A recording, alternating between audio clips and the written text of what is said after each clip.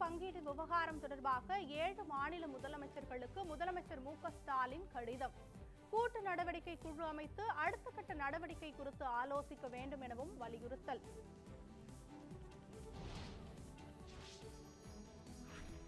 இலங்கை கடற்படையால் தமிழக மீனவர்கள் கைது செய்யப்படுவதை தடுக்க வலியுறுத்தி வெளியுறவுத்துறை அமைச்சருக்கு முதலமைச்சர் கடிதம். நிரந்தர தீர்வுக்கான வழிமுறைகளை மேற்கொள்ளுமாறு கடிதத்தில் வலியுறுத்தல்.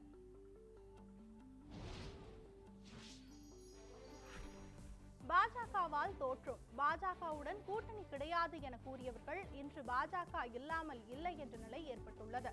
பாஜக மாநில தலைவர் அண்ணாமலை கருத்து.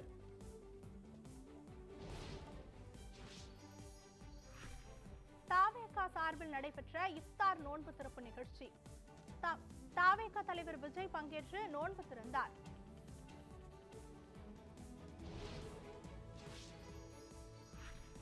கோவை விமான நிலைய வளாகத்தில் விமான நிலைய ஒப்பந்த ஊழியர் டாக்ஸி ஓட்டுநருக்கு இடையே கைகலப்பு தகராறின் காரணமாக பரபரப்புடன் காணப்பட்ட விமான நிலைய வளாகம்.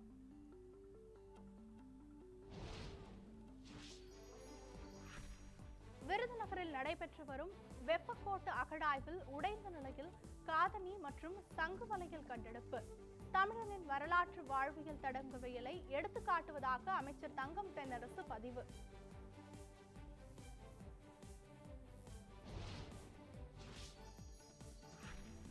காவிரியின் குறுக்கே மேகதாது அணை கட்டுவதற்கான ஆயுத்த பணிகள் நிறைவு. கர்நாடகா சட்டப்பேரவையில் முதலமைச்சர் சித்தராமையா அறிவிப்பு.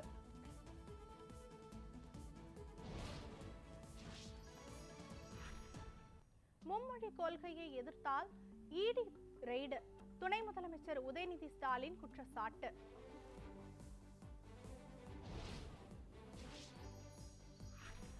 தமிழ் மொழியும் தமிழ் கலாச்சாரமும் மதிப்பிட முடியாத பொக்கிஷம் என மத்திய உள்துறை அமைச்சர் அமித்ஷா பேச்சு. பொறியியல் மற்றும் மருத்துவ படிப்புகளை தமிழில் கற்பிக்க வேண்டும் என்று தான் வைத்த கோரிக்கையை முதலமைச்சர் ஏற்கவில்லை என்றும் குற்றச்சாட்டு.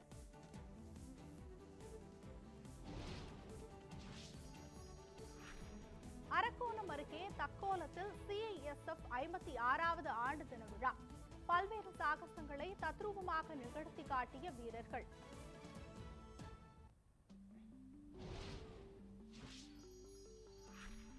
தமிழக சட்டப்பேரவையில் நிறைவேற்றப்பட்ட மசோதாக்களுக்கு ஆளுநர் RN ரவி ஒப்புதல்.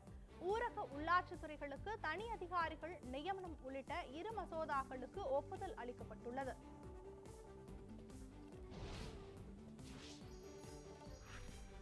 கல்குவாரி விபத்தில் ஒருவர் உயிரிழந்தது தொடர்பான வழக்கில் திமுக MLA பழனியாண்டியை விடுதலை செய்த கரூர் நீதிமன்ற உத்தரவு ரத்து. சென்னை உயர்நீதிமன்றம் தீர்ப்பு.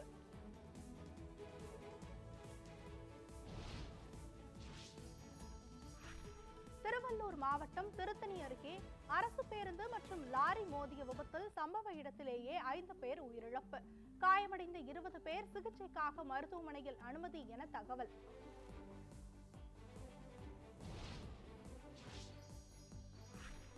ஞானசேகரனுடன் இணைந்து கொள்ளையில் ஈடுபட்டதாக பொள்ளாச்சியை சேர்ந்த முரளி என்பவர் கைது. 750 கிராம் வெள்ளி பொருட்கள் பறிமுதல் செய்யப்பட்டதாக தகவல்.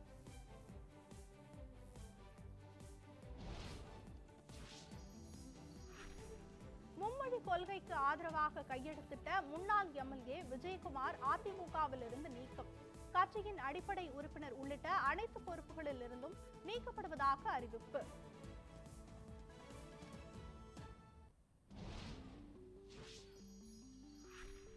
சென்னை பாடிப்புதூரில் சொத்து வரி செலுத்தாத 120 அடுக்குமாடி குடியிருப்புகளுக்கு சீல் வைப்பு. மாநகராட்சி அதிகாரிகள் நடவடிக்கை.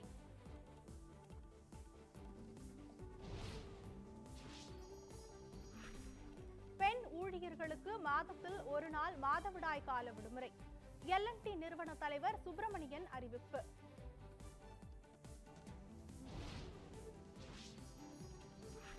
தனிநபர்களின் பேஸ்புக் உள்ளிட்ட சமூக வலைதள கணக்குகள், மின்னஞ்சல்களை வருமான வரித்துறை அதிகாரிகள் ஆய்வு செய்ய அனுமதி. அடுத்த ஆண்டு ஏப்ரலில் அமலுக்கு வரும் என தகவல்.